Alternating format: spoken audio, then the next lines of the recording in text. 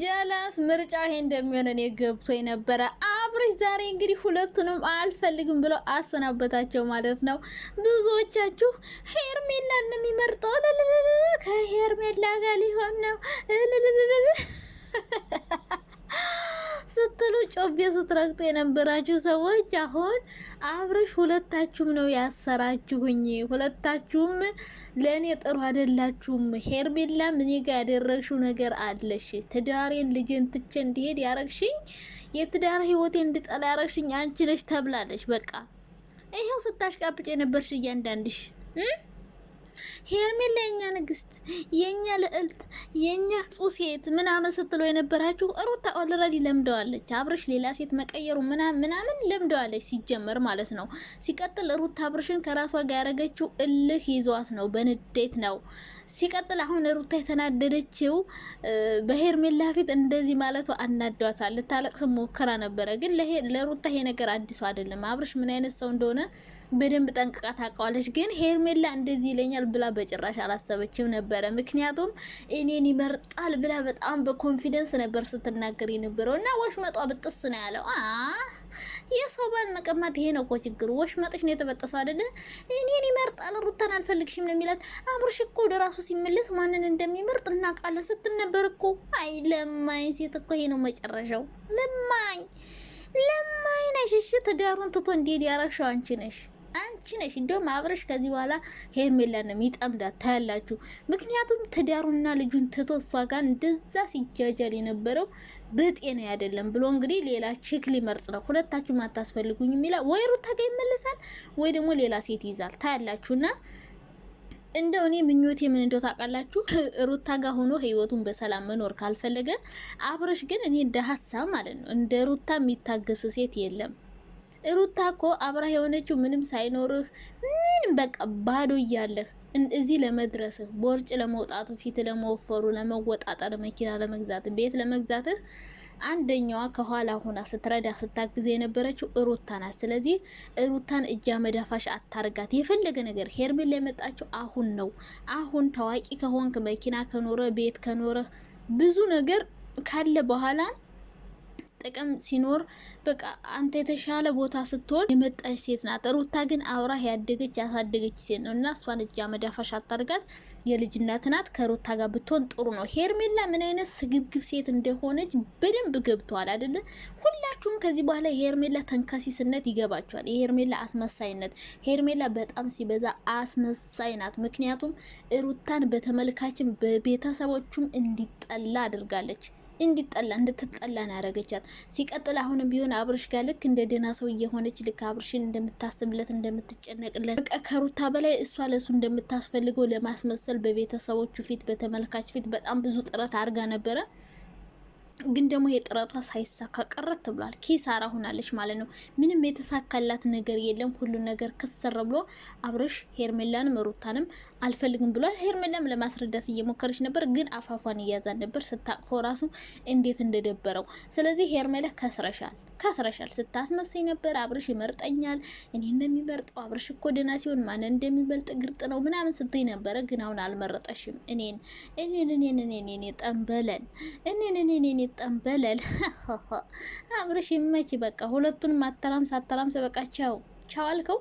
ሄርሜላ ታያላችሁ ገና ታለቅሻለሽ ገና ማለት ነው። ምክንያቱም የሩታ እንባ የት እንደሚጥልሽ ታውቂያለሽ። አንቺ ሩታ እኮ ናት እዚህ ያደረሰችው ዩቲዩብ ላይ። አንቺ ለመታወቅሽ ራሱ አብርሽ ነው ምክንያትሻ። አብርሽ ደግሞ በጣም ለመፈመሱ ሩታ ናት ምክንያቱ። አገባችሁ? ለሩታ መታወቅ አብርሽ ነው ምክንያቱ፣ ለአብርሽ መታወቅ ሩታ ናት ምክንያቱ። አብርሽና ሩታ ተያይዘው ያደጉ ናቸው። ለነሱ ብቻ ሳይሆን ለኛም ዩቲዩብን እንዴት መስራት እንዳለብን ፍትፈታ መስራት የጀመርነው እነሱ ከመጡ በኋላ ነው። ስለዚህ እነሱ የዩቲዩብ አምባሳደር ናቸው። ሩታና አብርሽ እንዲለያዩ ሁሉ አንፈልግም። ሩታና አብርሽ ለሩታ ጥሩ አይደለም። ብዙ መጥፎ ነገር አድርጓታል፣ ብዙ በድሏታል፣ ብዙ ነገር አሳልፋለች። ግን ደግሞ ቢሆንም ሰው በመሀላቸው እየገባ የሰው ምክር ልጅነት ምናምንም ስለሆነ ከዚህ በኋላ በእርግጠኝነት አብረው ቢሆኑ ሩታና አብርሽ ይህን ያክል ሰው በመሀላቸው እያስገቡ ትዳራቸውን ይበጠብጣሉ ብዬ አላስብም። እኔ አሁንም ቢሆን አብርሽ ወደ ሩታ ይመለሳል ብዬ ነው የማስበው።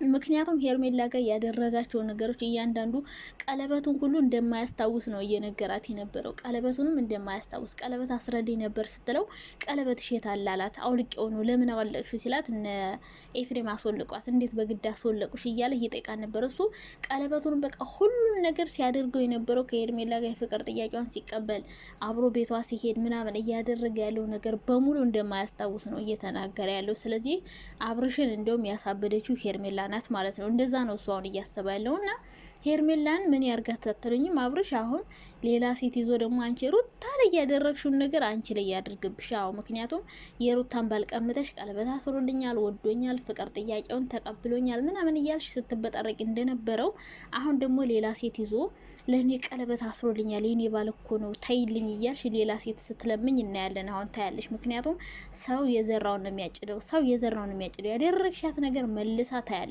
ትከፈልሻለች። ይዘገያል እንጂ ሄርሜላ ታያላችሁ ያደረገቻት ነገር መልሳ ነው የምትከፈለው። ምክንያቱም ጥሩ ትዳራቸውን የሞቀ ቤታቸውን የልጇን አባት በትነሽ እንደዚህ ብስቅልቅል ያለ ህይወት እንዲኖራት ያደረግሽው አንቺ ነሽ። ከዛ አልፎ ተርፎ ደግሞ ሩታ በኦዲየንስም በአብርሽ ቤተሰቦች ፊት በጣም እንድትጠላ ሁሉ ሰው አንቅሮ እንዲተፋት ያደረግሻት አንቺ ነሽ። ሁሉ ሰው ኢቭን የአብርሽ ህይወት የተቀየረችው አንቺ ከመጣሽ በኋላ ነው። ስለዚህ ይህ ሁሉ ነገር አድርገሻት ሩታ ላይ አንቺ ደግሞ ነገ ይችን ነገር እጥፍ ድርብ አድርገሽ ትከፍያታለሽ። እና ብዙዎቻችሁ ጠብቃችሁ የነበረው አብርሽ ሄርሜላን ይመርጣል ነው። ሁላችሁም ሩታን የጠበቀ የለም። ጭራሽ ሁለቱንም አልመርጥም ብሎ ያሰበ የለም። እኔ ግን ጠርጥር ያለው። ስለዚህ አብርሽ ሁለቱንም አልመርጥም አለ። ሄርሜላ ጭራሽ እኔን ይመርጠኛል ብላ በጣም ነበር የልብ ልብ የተሰማት። ይህን ነገር ሲነግራት በጣም ደንግጣለች። ምክንያቱም በቃ እኔን ይወደኛል ምናምን አስመሳይ ባስመሰለ መሰለሽ። እግዚአብሔር እኮ ማለት ነው አንቺ እንደምታስመስዩ ሳይሆን እግዚአብሔር የልብን የውስጥን ያለ የላይን ብቻ አይደለም ያየው። እግዚአብሔር የውስጥን ያልገባሽ በጣም ሲበዛ አስመሳይ ሴት ማለት ሄርሜላ በጣም ነው የምታስመስለው። በጣም ጥሩ ሰው ለመሆን ቅርጽ ትሰራለች። በጣም ጨዋ ለመምሰል፣ በጣም ጥሩ ሰው ለመምሰል፣ ዘራፍ ለመሆን በቃ ብዙ ነገር ለማድረግ ትሞክራለች። ግን ይህ ሁሉ ነገርሽ ከንቱ ቀረ። በጣም አዝናለሁ። አሽቃብጠሽ የ400,000 ብር ሰዓት ገዝተሽ ሰጠሽ። አይ ያሳዝናል በእውነቱና እንግዲህ ገና ስትለመኝ ትኖሪያለሽ። አብርሽ ሁለቱንም አልፈልግም።